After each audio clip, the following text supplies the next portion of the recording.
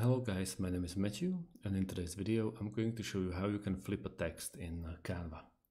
First of all, let's add some text, like, I don't know, hello YouTube. Sorry.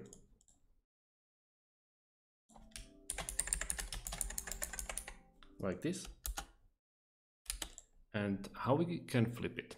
First of all, we can just use this little wheel and press the left click on it and just turn it like this. And that's how you flip it. Underneath you can see the degrees. So if you want to do 100%, you just the opposite side. It's easy. You just press Control. You can duplicate it. You can do the mirror image of it.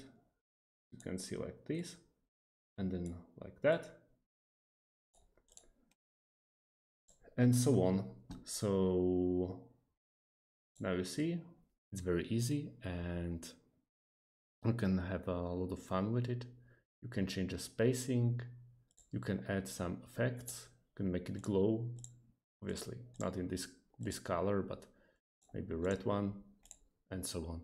So thanks for watching, and see you in the next video.